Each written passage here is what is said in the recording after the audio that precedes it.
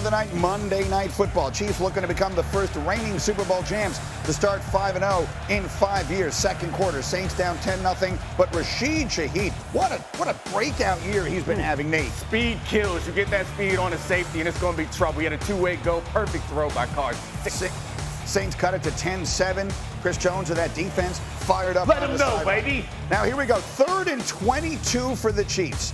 Travis Kelce had a big, now come on, do it. Do it, Travis. Do it. Do it. Yeah. He did it. Yeah, I mean, you have some real job security when Taylor Swift is in your corner. Do whatever the hell you want. 9 catches, 70 yards for Kelce. They would kick a field goal. They were up at halftime 16-7. 2 minutes to go in the third now. Same score. And what exactly happens here, Jeff? Oh, that is a giveaway to a big man. Look at the speed. I see it. Hey, ball security. He's got 5 points of contact. Breaking tackles. I see you, big man. He's got. Could have gone down in the end zone. No. You're looking for highlights, Dan. He had 6 or 7 points of contact. Colin Saunders. Meanwhile, fourth quarter, Saints. Oh! Foster Moreau wide open. Extra point no good. It's 16-13. They're right in the game. Yeah. Next. Nick's extra point was huge. Yeah, it was. And so was this. Juju Smith-Schuster. We call this Yak. Yeah, he had over 100 yards in this game, and most of it came right here. I think it was Matthew that was guarding him, flipped, and Juju pulled away. 50-yard gain on the play. And then how about the creativity? That's Kelce at quarterback. That's Xavier Worthy in the end zone.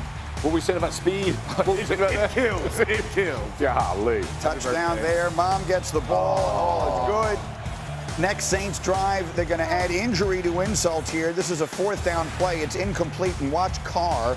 It's an oblique injury. He would leave and would not. Was there 14 guys on the field for Kansas City? That's what it felt like. Did you see everybody running through the lines? Meanwhile, let's just feast our eyes. Jeff, come on. What is he doing here? I mean, this is his name. This is his.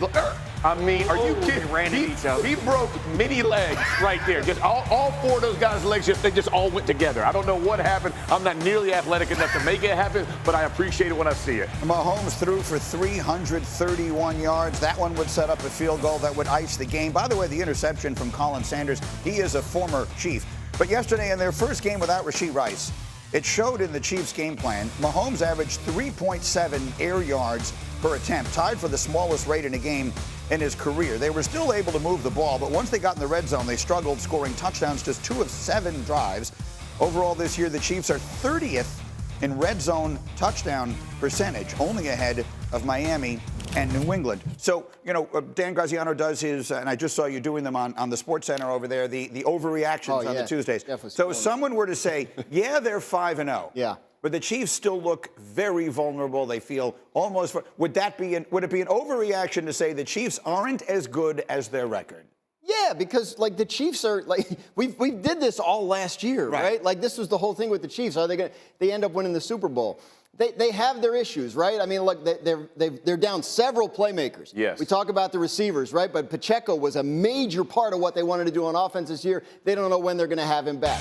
But they are elite at winning football games. They know exactly how to do it. Their coach and their quarterback are geniuses. They figure things out. They're tight end, too, with the laterals, right? Looks like you're playing in the driveway. Like the next thing somebody would have said was Carr, right? But no, look, they are. And not Derek. They'll get there, right? They'll probably find somebody. This was like a check the box and move on win from the Chiefs, right? Like the Saints, who cares? It's an NFC team. Half the crowd is watching the Royals game. What? But they won. They're good.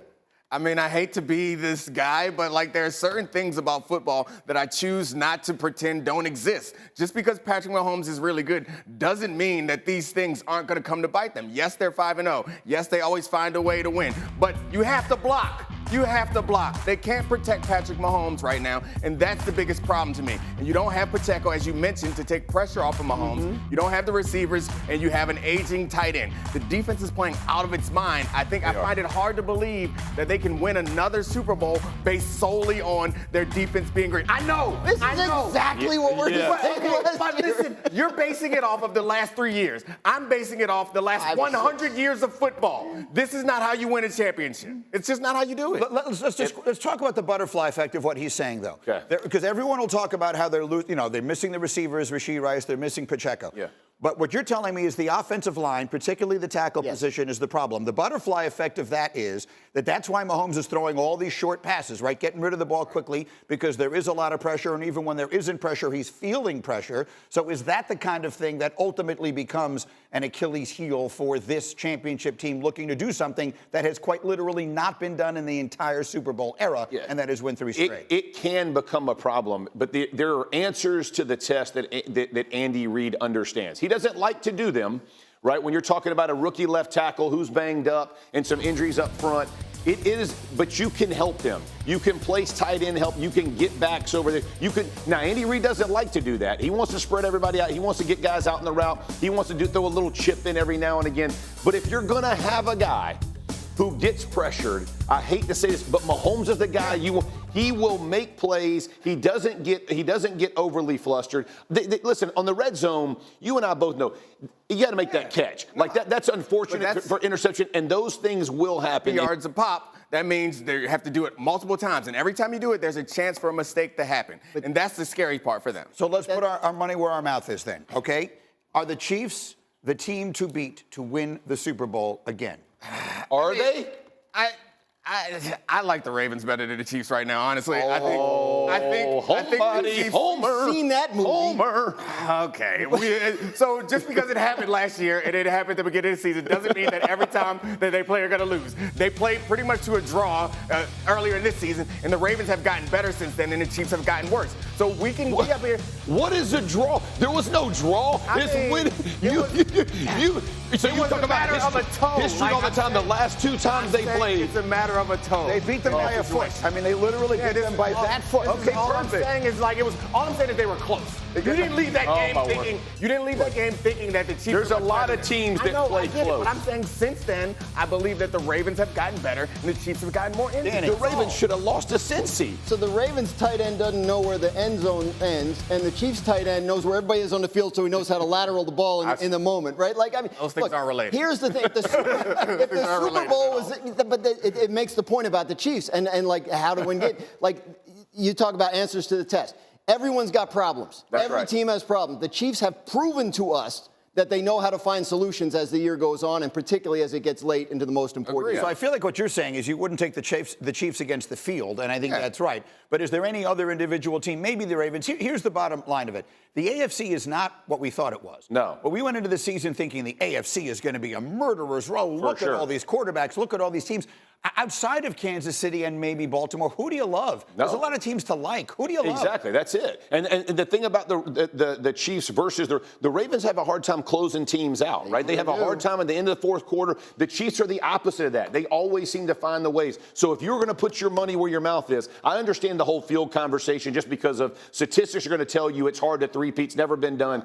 But if you're going money for money, put Chiefs first anybody, who are you going to give the favorite to? You're going to give it to the Chiefs. Let's go through it and go through the winners and losers. Graziano, give us a winner from Week 5. Jeff doesn't like this one, but I think you've got to give the Giants credit for the way they played in Seattle. They didn't have Malik Neighbors, who's been their whole offense. They didn't have their starting running back. They go in there and put it on Seattle. They got 5 sacks. I think the Giants played a really good game, and they're maybe playing a little better than people realize. That's all I'm saying. That was a good win. It's a huge win. Jeff doesn't like it. No, he's trying to crown him. He's a homer too. He's trying to crown him. Well, I don't know that I would crown him, but it was a good win. Big win. How about a loser from Week 5? I think it's the Bengals. They put up their very best shot and had put up lots of points, but couldn't get enough stops. Had some turnovers at the end of the game that cost them, and then this devastating overtime run to put the game away. This team has been close in a lot of games, but can't get over the edge, and I think they're putting themselves on the outside looking in the playoff conversation. Jeff, give me a big winner this week. Houston Texans. How about this is a team we're talking about in the AFC that might be a sleeper. People are just kind of overlooking. This is a very good football team. They're well coached, and they've been stricken by the injury bug, and they are finding ways to win big games, important games. This was a massive win, in my opinion, of beating the Bills. It's a tough one to get. They get it. You tip the cap to them. Okay, my biggest loser of the week is from that very same game. The Texans didn't win that game. The Bills handed it to them on a silver platter 3 times at the end of regulation. Boom, boom, and boom. In what might very well have been the dumbest sequence of plays I've seen in a football game in as long as I can remember. And in fact, it was unprecedented The Bills became the only team in the last 45 years to be tied or leading in the final minute of a game inside their own 5-yard line and throw 3 straight passes. That's not me saying that. That's ESPN research. Like, Yes, our Dan. graphics people are amazing. Like, of all the Sean McDermott Yes. pictures you could have found, that was the perfect one to go with that stat. Like, it's like, oh, that's ridiculous. I come on, can't Jeff. believe we did that. What the actual heck were they doing at the end of that game? No idea. And the thing is, they doubled They were down trying on to win the game, Greeny. No. They were trying to win the game. No. Maybe you disagree with the way that they went about it. They have a MVP level quarterback. They're trying to win Let the game. me ask you this. If they win it- it's possible to get into field goal range from there. I'm not saying they made the right decision, but we're acting like it makes no sense whatsoever. It's clear what they're trying to do. They're trying to win. I would agree with you if they had anybody to catch the ball. And the reason they were in this situation in the first place is because they didn't. I think that they had to adjust for their personnel. And Josh they don't Allen have was not receivers. playing well. It Yeah. wasn't like he was accurate and just dispensing the rock out there. He was struggling, and you're backed up. If they run the ball one time, they probably don't even call a timeout. Honestly, they probably play it for overtime. I just thought they took way too much risk in that It's situation. easy to criticize, but Yes. you guys would not be surprised if Josh Allen leads a team from that point into field goal range. From that, and we would have had a been different surprised. graphic. Like, this is the first time ever in history that a quarterback was able to lead his team I would have back been from surprised. inside the 5. Like, he's capable. I don't think, like, okay, it didn't work out. You can criticize him for it, but it's not stupid. It's not like they had a 3-point lead. If wait a minute, you're saying it's not. They had if they play tied, Jeff. right, but if they play for the overtime right there, you and I both know your chances of winning are much higher than 3 passes. You're a stats guy. No. You're going to go back, go look at the percentage of what you should do in that situation. Some of us like to mess with spreadsheets, and some of us like to put our hand in the dirt and win a football game. here we go. Here we are go. a stat nerd. I'm a football guy. In all honesty, I was wondering if the coaches did not know the score.